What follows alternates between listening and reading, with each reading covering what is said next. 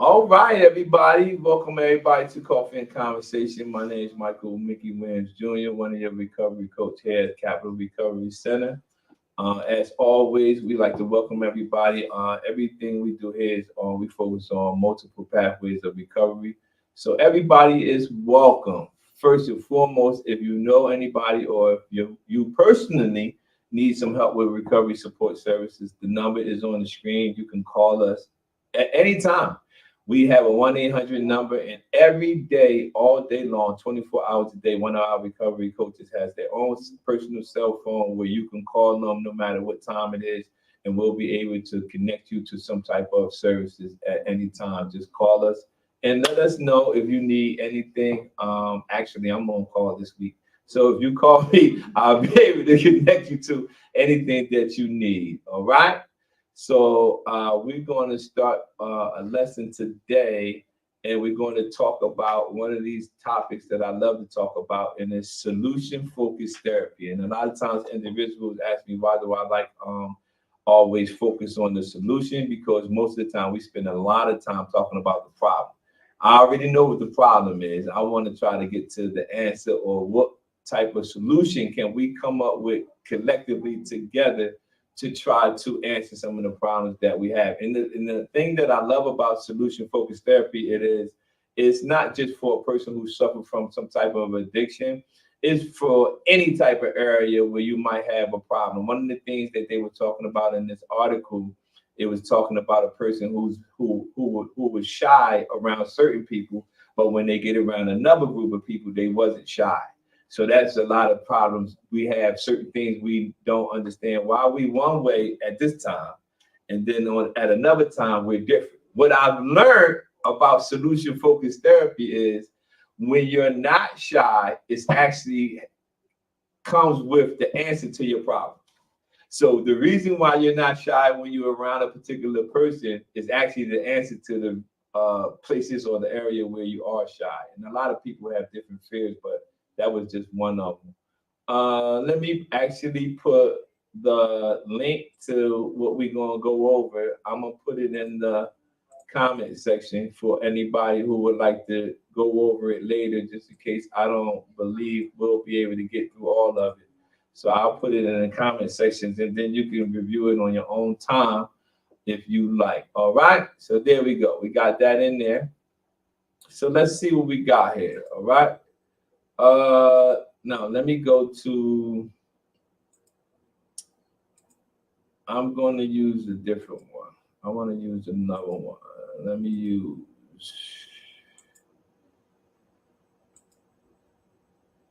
I use this one. That way everybody can be able to see everything we're going over, which is solution focused therapy, but I'm going to start from up top.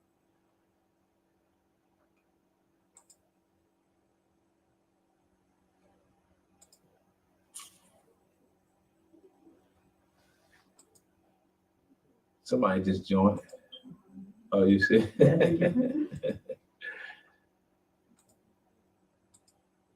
All right, let's go to work.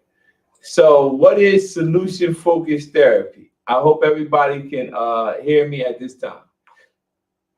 I'm going to make it big for us in the room. What is solution focused therapy? It's also called solution focused brief therapy. It's a type of therapy that places far more importance on the discussion solutions than problems.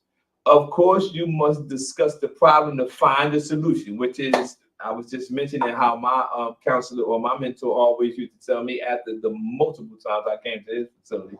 He says, I'm not teaching you anything different. We already know your problem. I don't want to talk about the problem. Let's talk about the solution. How can we fix the problem, Michael?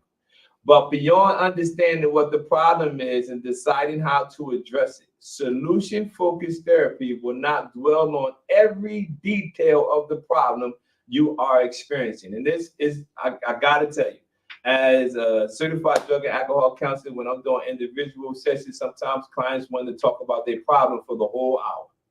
And I get you trying to get the problem out and everything, but we already know the problem once we took your drug and urine screen, honestly. Once we did that, we already know what the problem is. So now let's focus on how we can focus on a solution. So solution-focused brief therapy doesn't require a deep dive into your childhood and the ways in which your past has influenced your presence. I gotta pull over, pause, and park. I'm gonna say that a lot, y'all. Listen, I gotta stop because I was just mentioning to how my past, I don't allow my past to stop me, because your past can actually paralyze you. If you're not careful, your past will paralyze you. And being as though if you focus on the past more than your future or more than the present, it will actually have you so stuck about that particular thing that you won't never look for the solution for the problem that you have. I hope y'all understand what I'm saying.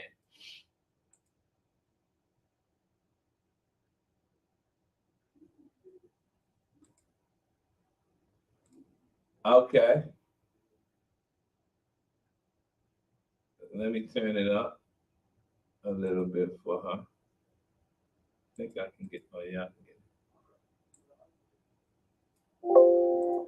All right. So let's go back here. I remember when we was talking about the past. I'm gonna read it again. Instead, we will root your sessions firmly in the present while working towards a future in which your current problems have less of an impact on your life. The solution-centric form of therapy grew out of the field of the family therapy in the 1980s, created by Steve D. Shazer and Enso Kim Berg. Notice that most therapy sessions were spent discussing symptoms. I just was saying that. Right? I'll tell you, I'm sitting in. Most sessions we talking about the particular problem. Now, again, granted, there's nothing wrong with discussing the problem. However, if we focus on the problem more than we focus on the solution, you would spend an hour individual session talking about something that we actually already know once we took the drug and alcohol screen. We already know what the problem is. So we want to spend more problems on the solution. They saw an opportunity for quicker relief for negative symptoms in a form of therapy that emphasized quick, specific problem solving rather than an ongoing discussion of problem itself. So when we're thinking about solution-focused therapy, we're trying to figure out what the solution is to the particular situation we're dealing with. And I want to emphasize that this is not just an addiction field. This is like in any area of it. We all have problems in different things. Dealing with children, we have problems with all types of stuff, right? But we got to find out what the solution is, because I guarantee you this much. I guarantee you can have more people come to you about a problem about something before they come to you and say, I got a solution for your problem. Be like, Mike, we can't do this here. We can't do this. We can't do this. Yeah, we know the problem, but nobody never actually come to you with the solution to the problem. You know, I want to be the solution. Solution therapy is committed to finding realistic, workable solutions for clients as quickly as possible. I got to go back up here. I'm sorry. The word brief in solution-focused therapy is key. The goal is to find and implement a solution to the problem or problems such as problems as soon as possible to minimize time spent in therapy. More importantly, time spent struggling or suffering. So we want to try to find out the solution to it as soon as possible. When I'm talking to some of my one of my children, and they telling me about a particular situation, I'm like, what we can do about it? They said, man, I just finished telling you the problem. Okay, we got the problem. Now, what can we do to change this particular problem? And sometimes you gotta be, you might have to lead individuals down the path. Since I'm talking about my own children, my youngest daughter was looking for a job. She was having a problem finding a job. That's the problem. Besides her having to ask you for money all the time. That's another problem. Now y'all know. So I said, this is the problem. She needs employment and she wants to work. So that's good. So what I did was I said, I want to help her with a solution. I took a personal day off. They had a job fair. I went and picked her up, took her to the job fair. That's the solution. So, but I had to be active and show her like, you getting a job is a beautiful thing, but I'm gonna help you find to the solution. I'm gonna take you to the solution, and the solution to you having to call and ask me for money is you get a job, right? But I had to demonstrate and show her I'll work with you, but I'm gonna show you that your answer to your problem is you needing to work. So a lot of times when we're dealing with our clients or participants, we might have to give them a little demonstration to get them started for the solution that they have. Solution-focused brief therapy is committed to finding realistic, workable solutions for clients as quickly as possible. And the efficacy of this treatment has influence and spread around the world and use in multiple contexts. So this not only in addiction area, I just used it prime example with my own child dealing with employment. And a lot of times we got to know how can we help our client or our participants to be able to get them to the solution, which is the ultimate goal is to get them to the solution. Our clients want to know, sometimes it's, we're going to read it, because sometimes they think the therapist or the clinician or the recovery coach and everything has the answer better than them, but nobody knows you better than you. You know the answer. I just need to try to stir it up and try to help you find the answer. Solution-focused therapy has been successful applied in individual couples, family therapy. The problem is it can address a wide range from normal stresses of life to impact life events. The only realm, this is important, this is very important actually, the only realm in which solutions-focused brief therapy is generally not recommended is that of an extreme mental health issues, which is, I love that, because sometimes an individual have a particular strategy or whatever, and they will try to use it in all arenas. But when you have extreme mental health issues, that's when you want to go to those professionals in that field. And that's a good thing for a peer recovery coach. I tried to explain that to all the coaches here, that if it's outside the scope of our expertise, we can definitely refer the person to somebody who specializes. We don't have to become the mental health expert. We definitely have to be very resourceful though. A coach should always be resourceful. They be joking with me like, yeah, Mike's phone loaded. He got everybody's name in his phone. Because when you come in across people, when you're dealing with all arenas, you want to literally, honestly, last night somebody called me about a child who was going through, wanting to kill himself, or he made a statement. So I was able to give him like 3 different contacts that I knew were for that particular age group. They said, man, something told me to call you. And the lady was happy because she was happy to get her child to some type of help. And I said, yeah, because just because a person, you might not be an expert in that field, you want to get the resources as much as possible. Let's see, somebody got a question. I don't know how to make it louder. I'm sorry. Let me see. No, I can't do that. I might close it out. Let's see.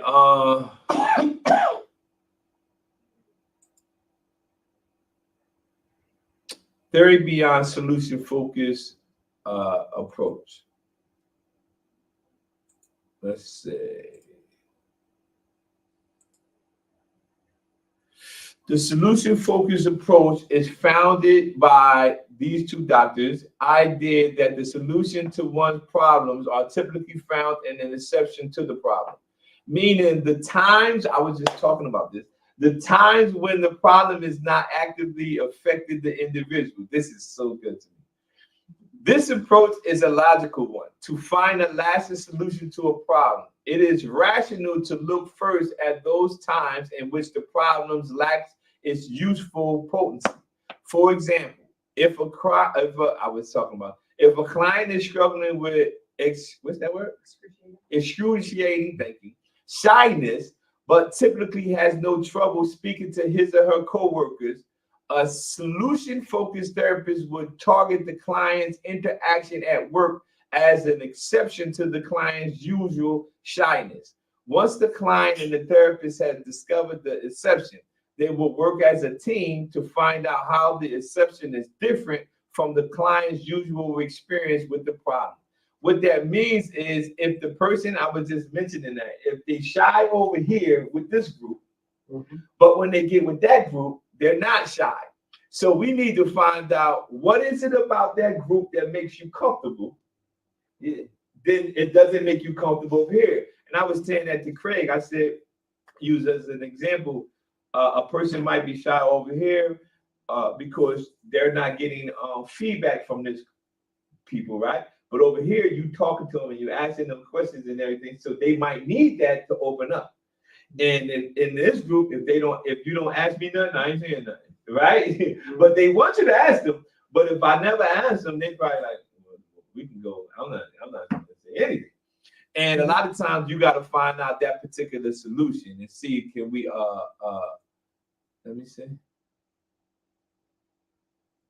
Can y'all hear me? Oh, okay. Yes. All right, yeah.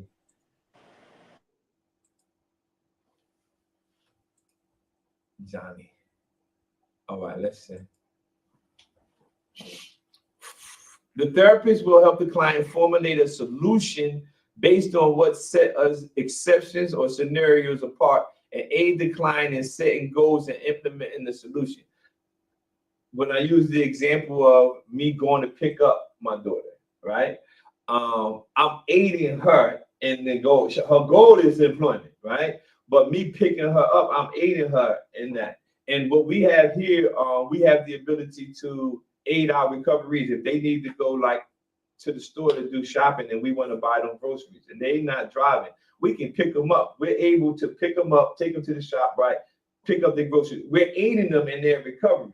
But it's not something that's supposed to be a lifetime thing. We letting you know that we will help you, but the solution is you to grow to the stage where though you don't need us to as much as you needed us in initial stages. You shouldn't have to depend on us for the whole time in your recovery process. It's okay to need us at some stages, but we got to teach them that though. I teach most of my clients the same. I teach them all the same thing. I want to be your last resort. I want you to at least show me that you're trying to do, Mike, I ain't got no other options. All right, well, then let's see if I can help you in that way. All right, you may have noticed that this type of therapy relies heavily on the therapist. This is important, the therapist or the recovery coach, counselor, and the client working together. What we do here is recovery management plans. We try to get the client to tell us, we go through the form and find out what's the highest need, what's the most important thing outside of you already away from your substance. So what's the highest thing that we can help you with? What's the number one thing we need to focus on now that your substance, you have been removed from the substance part, the chemical part of your recovery? So instead, solution-focused brief therapy works on the assumption that every individual has at least some level of motivation to address their problems and to find solutions that improve their quality of life. Now that's across the board. I always tell individuals, I cannot really help you if you're not even motivated. I can't want it more than you. If you got some motivation, I can actually get you started. I have a saying, motivation gets you started, but it's your dedication that keeps you going. So I can motivate you all day long. If you don't get dedicated to your recovery process, then eventually you're not going to follow through on none of the tasks that we created, which was agreed upon by all of us or each of us. Like it says, finding solutions or working together, the therapist and stuff have to work together with the client. We can't just come up with it for you. Most of the things you come up with for your client, if you came up with it on your own, they're not going to do that. But I used to have, in my group settings, I used to write down, because they will want to, say, I can't come for this session at this time. I can't do this. And I'm like, well, listen, I got certain times and certain days I need you to come. So what I did was I wrote on my paper the days and times I was available. And I put the paper in the group, the clipboard in the group. And I said, I know y'all want to pick your own times and your own days. Y'all don't want the counselor telling y'all what to do. Here go a clipboard. Y'all just put your name by whenever you want to come. But it was really the times and dates that I was but they felt like they was telling me I'm gonna come on Tuesday at 1 o'clock. And I'm saying, so I said I got real creative. I said I can do Monday at 2, I can do Tuesday at 3, I can do it. So I said, you know what? I ain't gonna tell y'all when to come. You pick the day you want to come, and they all felt like, yeah, I'm telling Mike, yeah. But it was actually the days that I had. But so sometimes you got to get creative.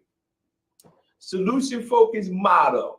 While there is no formalized A leads to B, which leads to C sort of model for solution focused brief therapy, there's general model that acts as the foundation for this type of therapy. Solution focused therapists believe generally people develop default problem patterns. A default problem pattern, and I'm going to use my own personal life. For 22 years, when I was struggling with crack cocaine and heroin, whenever something went wrong, I thought that the only default mechanism I could do was get high, which actually didn't solve the problem at all. But that was my default problem pattern. And I often tell individuals, our brains, when we come out of the addiction field, our brains runs off of old patterns. Your brain runs off of old patterns. However, the only possible way to get the old pattern to be changed is you got to introduce your brain new information. When you force your brain to receive new information, it will override the old pattern.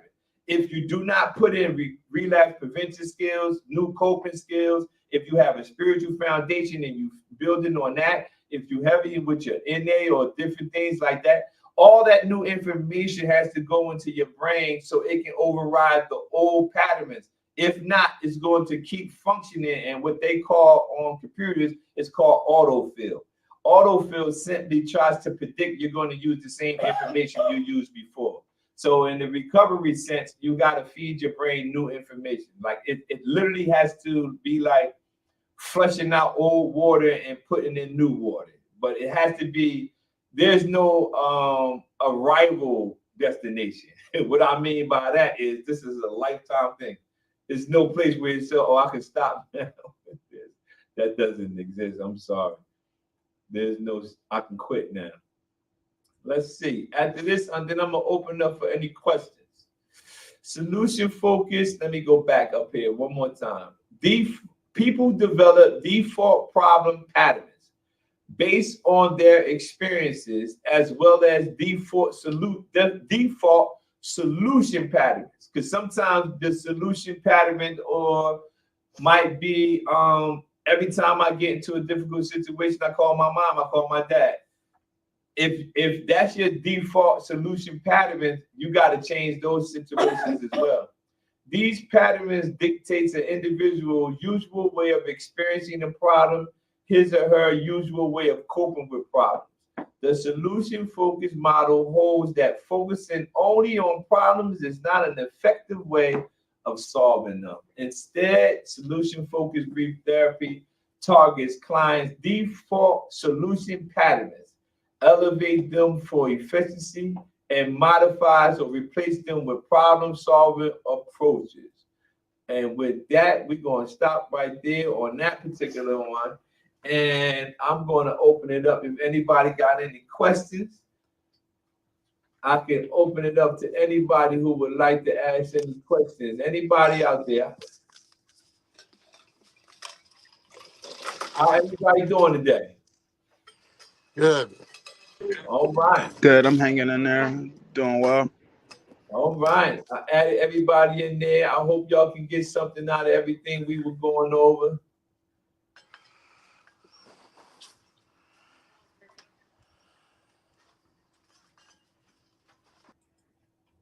Let's see. Who else? Everybody that attend, I got all of them in there. I got to take her down. All right. So the next lesson we're going to do on this one, I'll do it next Tuesday. I'll probably finish the second part of it. And I would put the link in the comment section. So I want y'all to focus on the solution-focused therapy aspect of it. It's very important that you find out what the solution is to the problem. Don't put a lot of emphasis on the problem aspect of it. We already know what the problem is. But I try to tell all my clients all the time, let's try to figure out what the solution is to that particular problem. One of the things I also want to mention is there's minor steps that you can take, small steps that you can take when you're helping your client or your participant or only in your own recovery walk. It takes small steps to solutions, and then the more you feel confident about solving your own problems, you'll be able to step on to another lesson. All right. Anything from you guys? Huh? All right. So we're going to get out. Let me see if y'all got any questions. Y'all welcome. All right. Hey, always, y'all can always join in. Every week we're gonna add your emails to the list so y'all can get the link. I appreciate for joining in. If anybody out there, if you find yourself in a relapse state, again, remember our number. I'll put it on the screen. You can call us at any time, 856-391-7449. Again, my name is Michael Williams Jr. I'm one of the recovery coaches here at Capital Recovery Center. Thank y'all. Have a good day. You too. Appreciate all your help.